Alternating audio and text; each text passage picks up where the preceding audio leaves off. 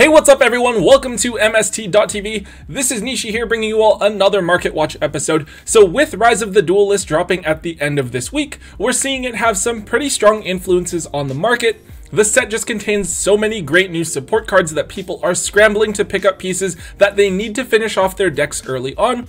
Obviously, there's the big things in the Dogmatica and the Infernal Knight archetypes, but there's even some odd, more obscure cards here and there that maybe aren't headlining the set like a lot of other things are, but still have people excited to try out. On top of this, we're still seeing a lot of hype surrounding cards from Battles of Legend Armageddon, as well as the upcoming Phantom Rage set, so there is a lot to be excited about, and tons of things that are causing a lot of volatility on the market.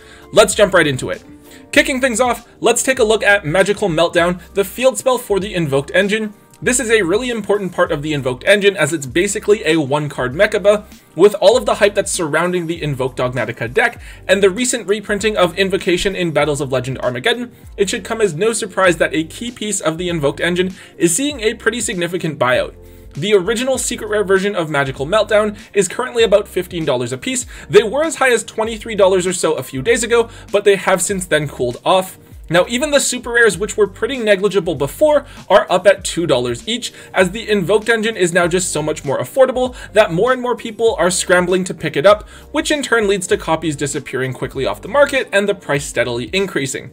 I definitely think that the secret rare is overpriced for what it is, but I think that if you're looking to play the deck, you should be trying to grab your super rare copies now. I definitely think that they could reach $5 or so by next week if the Dogmatica Invoked deck sees success over the upcoming weekend. One concern though that you should have in mind is the possibility of the Invoked engine being hit on an upcoming ban list. I know it's something that I predicted on my previous ban list video, but I did see some other people discussing it as well, so maybe the fact that the engine is so splashable, compact, and strong might put it on Konami's ban list radar. For that reason, I would strictly stick to just grabbing a playset for yourself to use and avoiding holding onto too many extra copies. Now speaking of the Invoked engine, let's take a look at Invoked Mechabuff. So Mechabuff is obviously a key part of the Invoked engine. As the best Invoked fusion monster that we want to end boards with, I'd say that you end up going into Mechabuff like a solid 90% of the time when you're using the Invoked engine. Now Mechabuff is also a very useful tech alongside Cyber Dragon Nova, since if your opponent tries to resolve Dogmatica Maximus against you, you can dump Cyber Dragon Nova and summon out Invoked Mechabuff for free. Now because of these two uses, we've actually seen both versions of Invoked Mechabuff climb up in price. The secret rares are up at $30 a piece, which is up from the $15 to $20 that we've seen them at for the past little while, and then even the super rares are at $3 to $4 each, up from the $1 or so that they were at before. Keep in mind that this Invoked Fusion monster wasn't reprinted in Battles of Legend Armageddon the same way that Raijin and Caligo were, so even by now, the super rare reprints, which are the most recent prints from Shadows in Valhalla, are a couple of years old, so they're bound to be a little bit harder to find. I think of Mechabuff as being very similar to Magical Meltdown in that I just have my copies to play with for now in case the Invoked engine were to be hit in some way.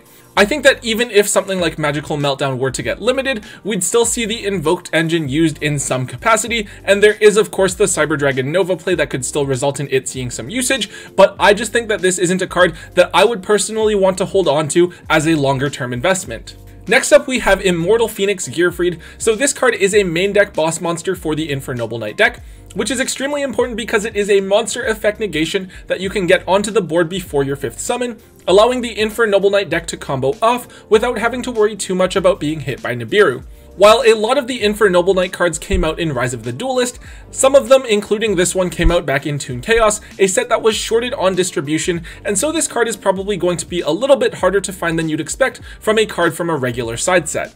Infernal Knights are one of the more hyped up decks going into the release of Rise of the Duelist, as the deck was a top contender in the OCG before Linkross was banned. Even just over the past week or so, Gearfried actually has climbed up a bit in price. It was around $18 each when I checked it out last week, but now it's at $24 lowest on TCG Player. Now, I personally believe that Gearfried is something that the deck should be playing at 3 because it's such an easy to summon free boss monster that gets you that key negate onto the board very early during your turn, and because of this, I think that if you want to play Infernal Knights right away, you should get your copies of Gearfried now. Of course, this is assuming that the Infernal Knight deck does well here in the TCG. It's definitely possible that the deck just isn't as successful as it was in the OCG, and we could definitely see Gearfried tank in price as a result. It is also worth noting that we are apparently getting unlimited boxes of Toon Chaos at the end of August or early in September, so if people freak out about that and start tearing open boxes, that could definitely flood the market with extra copies of Gearfried and drive the price of the card down. I know that I just said this with Meltdown and Mechabuff, but this is yet another card that I think you should just grab your playset of for your own use, and then move your excess copies of, because there are definitely a couple of factors that could drive the price of Gearfried down in the near future. So we're stepping away from Rise of the Duelist for a second, and we're going to take a look at the Hidden City, which is the field spell for the Subterror deck. This card allows you to search for a Subterror monster when it's activated, as well as flip up a face-down Subterror monster during your turn, even if it was just set, allowing you to proc the effect of Guru. Now, Subterrors have actually gotten a fair amount of attention over the past few weeks with the release of Battles of Legend Armageddon, as people are hyping up the Subterror Numeron deck. One of the key draws is that the restriction of Numeron calling, only allowing you to normal or special summon once for the rest of the turn, doesn't actually restrict you from setting monsters, so you would be able to effectively end on a field of Utopic Zexal and Subterror Guru.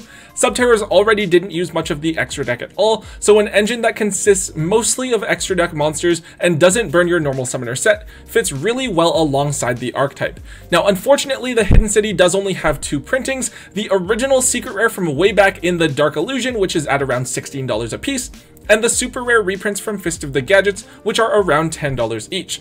I believe that the super rare reprints were actually a short print, so it is quite difficult to find copies of the Hidden City just lying around. However, outside of the Hidden City and the new Numeron cards, the deck is actually relatively affordable and easy to play, so it's bound to be an appealing deck to some more casual players. I don't really see this card being reprinted anytime soon, because its most recent reprint was just a year ago, unless they decide to dump it into something like Maximum Gold. However, at only a $5 to $6 difference between the original secret rare and the super rare reprint, I would actually recommend spending the little bit of extra money and trying to pick up the secret rares for now, since they are more likely to retain value if the card gets reprinted due to it being the original print. So Miracle Rupture is a card that I want to briefly mention as a card that a lot of people are trying to hype up at the moment, and I'm actually going to have to say that it's probably a really good call. This is a new card from Battles of Legend Armageddon that is basically a Foolish Burial for rock monsters, and then if you have a Fossil Fusion in your graveyard, you also get to draw a card. This card kind of feels like a rock version of Engage, except you are combining a Foolish Burial with an Upstart Goblin. The key card that you can dump with Miracle Rupture is Revival Golem, a level 4 rock monster that special summons itself from the graveyard when it's sent directly from your deck to the graveyard, giving you a free body on the board that you can use to make either Gallant Granite or Crystron Hulky Fibrax with. People are talking about this as a potential early buyout target from the set, and it certainly looks like something that has a lot of potential, especially with Adamancipator still looking like a top tier deck for the foreseeable future. Also keep in mind that this Battles of Legend set was relatively bad in terms of value. There aren't that many cards from the set that are worth a whole bunch of money, so people will jump on any chance they can get to try to drive a card's price upwards so that they can sell it soon after to make back some of their costs. I do think that this is a card that I would try to grab sooner rather than later if you can grab a playset for around $10 or so, because depending on how Adamancipators look moving forward, I could definitely see this card being meta relevant in the future. Next up is a card that's a little bit more under the radar. We have Fluffle Penguin. Now in Rise of the Duelist, we got a couple of really cool cards for the Fluffle archetype, including Fright for Cruel Whale and Edgeimp Scythe. These cards were a really big boost for the deck, allowing you to fusion summon and pop cards during your opponent's turn, which is pretty cool. One of the cards from the Fluffle archetype that has received some attention as a result is Fluffle Penguin, a card out of Fusion Enforcers that only has 1 printing available. It is a pretty solid card, allowing you to special summon another Fluffle monster from your hand, potentially giving you access to Bahamut Shark as well. It also has another effect when you fuse with it, letting you draw 2 cards and then discarding 1. Really solid card for the deck in theory, though I personally am not really big on Fluffles and I haven't played the deck myself. The card is currently $3 to $4 each, which is up from the $1 or so it was at basically ever since the card came out. I don't know if Fluffles are going to be an actually viable meta strategy or anything like that. Realistically, they'll be a tier 2 strategy at best, so I wouldn't freak out about this card, though $10 for a set isn't like you're dropping a ton of money on it. It's definitely something that I would dig out of your bulk if you have a chance, and then sell off if you don't intend to play Fluffles at all. The card did come out 3 years ago, but it's kind of more of an obscure card, so I don't know exactly if it's going to be on Konami's reprint radar. I could definitely see it being reprinted as an OTS pack common or a super rare, but I could also see it going completely under the radar and not being reprinted for quite some time. So this is an interesting card that I think could be indicative of a trend that we're going to see with the market moving forward. So Dandelion is currently a banned card, and as long as links are in the game, I honestly don't think that we're ever going to see this card come off the ban list. Despite this, we are currently seeing Ultimate Rare Dandelions up at $63 each, which is up from the $45 to $50 market price that it was at before. We did actually see a previous buyout where it shot up to $80 or something crazy like that, but it has since then settled back down before jumping back up in price recently. I believe that this buyout is due to people's interest in playing Plant Synchro format and people looking at this as an alternative to GOATs. It's a really popular old format that is a nice change of pace from the way that Yu-Gi-Oh is now, with less of an emphasis on building crazy boards and having a little bit more of a back and forth aspect, very much like GOAT format does. I believe that there was also an online tournament a few weeks ago that was actually using this particular format, so that could be a thing that sparked this sudden desire for people to build max rarity decks from back in 2011. We've seen just how crazy the market can get with GOAT cards, so it might be worth looking up some old Plant Synchro lists to see what other max rarity cards could be on people's radars, especially if you're interested in building the decks yourself and picking up these cards before they have a chance to spike up too much in terms of price. One card I'll touch on briefly here is Xeromax, which is an old Infernity card from way back in the Shining Darkness. This card is basically a monster reborn for Infernities that you can only activate if you have no cards in your hand, but it also allows you to destroy all face-up monsters on the field with attack power less than that of the monster you summon back, and it also prevents you from going into your battle phase for this turn. So this card was bought out following the announcement of the new Infernity support coming in Phantom Rage, and it's a potentially really useful card. However, I feel like it's kind of unnecessary in the deck.